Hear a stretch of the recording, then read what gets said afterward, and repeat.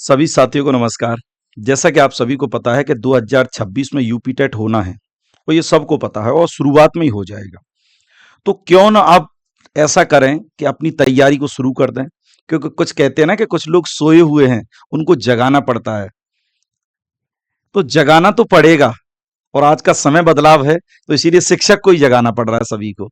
तो प्यारे सभी साथी मिलकर के आप सभी लोग आ जाइएगा। हिंदी में 30 में से 30 कैसे लाएं, ये तरीका।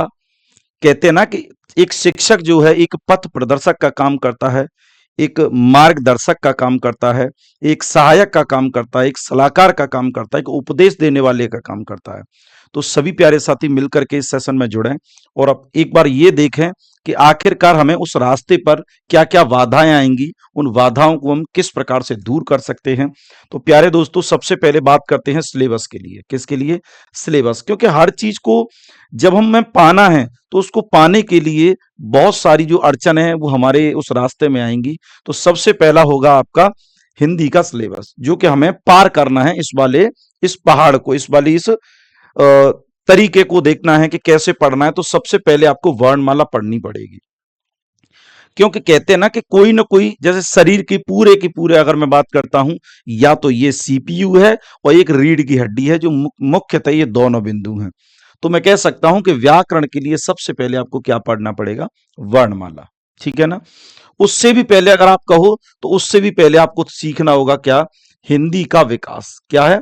हिंदी का विकास। तो उससे भी पहले, ठीक है ना, क्योंकि तभी तो पता चलेगा कि ध्वनि कैसे आई। तो आपने पढ़ लिया हिंदी का विकास, इसके बाद वर्णमाला पढ़ ली। वर्णमाला के बाद आप एक जो इकाई है वो समाप्त हो जाएगी, वर्ण इकाई। इसके बाद शब्द इकाई शुरू हो जाएगी, जिसमें संज्ञा, सर्वनाम, विशेषण, क्रिया, वचन, लिंग, उपसर्ग और प्रत्यय, वाक्य निर्माण में सरल, संयुक्त, मिश्रित, और इसके साथ अर्थ के आधार पर जो आएंगे, अर्थ के आधार पर जो 8 आएंगे वो भी आपको पढ़ने पड़ेंगे। ठीक है? इसके बाद पर्यायवाची है, विलोम है, अनेकार्थी है, मुहावरे, लोकोक्ति है, अलंकार है, संधि है, समास है, तत्सम एवं तद्भव है, देशज है, विदेशज है, समास है। यहां मैं आपको एक चीज जोड़ना चाहूंगा। आपका पूरा साहित्य, आपका पूरा साहित्य जिसमें आपके लेखक आ जाते हैं, रचनाकार आ जाते हैं, लेखक आ जाते हैं, रचनाकार आ जाते हैं, रचनाएं आ जाती हैं, एवं सभी, मैं कह सकता हूं गद्य पद्य सब कुछ आ जाता है। तो काल विभाजन वगैरह सब कुछ आ जाता है। तो इसीलिए मैंने केवल एक शब्द में इसको देख लिया कि साहित्य। इसमें एक चैप्टर जो है वो विशेषतः विराम चिन्ह है, जो कई बार यूपी टेट में पूछा गया है। क्या है? विराम चिन्ह। ठीक है भाई, जो मैं आपको स्पष्ट रूप से कराऊंगा। ठीक है? और कई कई बार एक यहां दे दूं तो छंद भी है और रस भी है, छंद भी है और रस भी है। ये सारे के सारे पॉइंट्स आपको पढ़ने पड़ेंगे।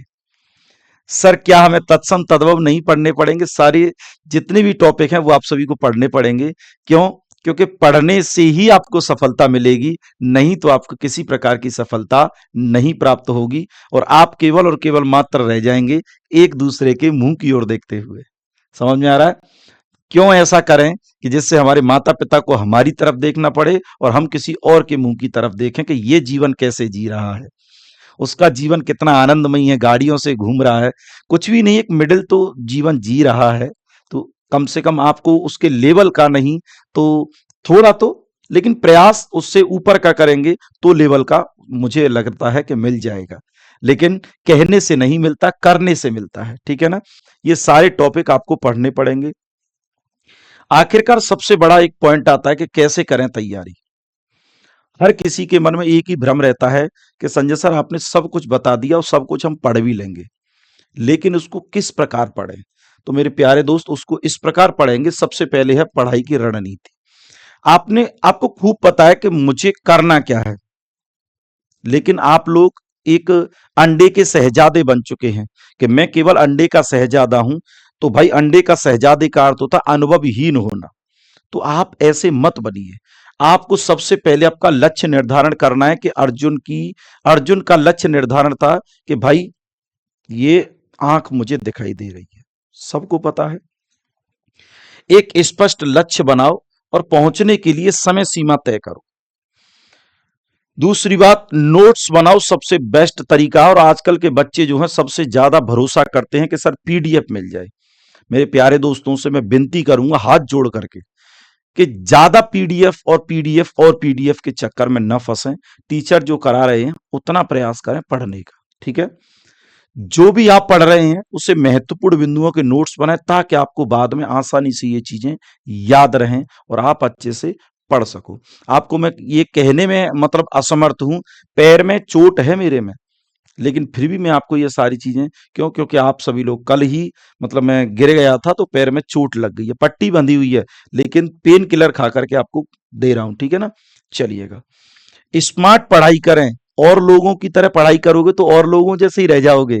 स्मार्ट पढ़ाई करें, किसी भी विषय को सिर्फ मेहनत से पढ़ने की बजाय उसका विश्लेषण करें, टुकड़ों में बांटें, गहन से गहन अध्ययन करें। समझ में आया? अन्य महत्वपूर्ण बातें, दूसरों से सीखें सफल लोगों की रणनीतियों का। आप ये मत सोचो कि वो बाइक ले आए तो हम भी बाइक ले आएंगे, नहीं, वो बाइक लाने में सफल कैसे रहा उस चीज को समझो। समझ में आया? वह सफल कैसे हुआ अपनी इस परीक्षा में, वो सीखो। ये उन लोगों की तरह मत बनो कि वो गलत काम कर रहे हैं तो हम भी गलत करेंगे, नहीं। समझ में आ रहा है? चलिएगा, अध्ययन करें, अपने उद्देश्यों के अनुसार अपनाएं, समूह बनाएं, ऐसे दोस्तों का, ऐसे लोगों का जो वास्तव में पढ़ने के योग्य हों और पढ़ाई करने में समर्थ भी हों और वास्तविकता में अपने जीवन का कुछ उनका उद्देश्य भी हो। समय का प्रबंधन करें ताकि आप ये पता कर सको कि कब कितना और कैसे पढ़ना है। जब तक ये नहीं सीखा तब तक कुछ भी नहीं। तो ये मेरे प्यारे दोस्तों सारी बातें हैं जो आप सभी के लिए विशेषतः रहेंगी। अगर ये चीजें आपने सीख ली तो आप दुनिया की, मैं ये नहीं कह रहा केवल यूपी टेट भी क्वालिफाई करोगे, सी टेट भी क्वालिफाई करोगे, सुपर टेट भी क्वालिफाई करोगे, बीएस टेट भी क्वालिफाई करोगे, बीपीएससी 4.0 भी क्वालिफाई करोगे, एलटी ग्रेड भी क्वालिफाई करोगे और एनवीएस केवीएस सारे एग्जाम क्वालिफाई करोगे अगर आपने ये रणनीति बना ली तो। नहीं तो आप वहीं के वहीं रखे के रखे रह जाएंगे, जैसे जीवन चल रहा है ऐसा ही चलता रहेगा। तो सभी प्यारे साथियों से मेरा निवेदन है कि ये सारी चीजें फॉलो करो जिससे कि आप कहीं ना कहीं सफलता प्राप्त कर पाओ। वीडियो अच्छा लगा हो तो कमेंट सेक्शन में बताएं कि आप सभी को वीडियो कैसा लगा। अगर मेरी बातें अच्छी लगी हो तो आप कमेंट करके बताइएगा कि सर बहुत अच्छा लगा। अगर आपको बातें मेरी खराब लगी हो तो उनको नकार दीजिएगा, अच्छी बातों को एक्सेप्ट कर लीजिएगा। बहुत बहुत धन्यवाद सभी प्यारे साथियों को मेरी तरफ से, मेरे पूरे रैंकर टीचिंग परिवार की तरफ से आप सभी को नमस्कार, राधे राधे, जय हिंद, जय भारत। ध्यान रखिएगा आपका अपना, अपनों अपनों का भी, अपने आप का भी, परिवारीजनों का भी। नमस्कार।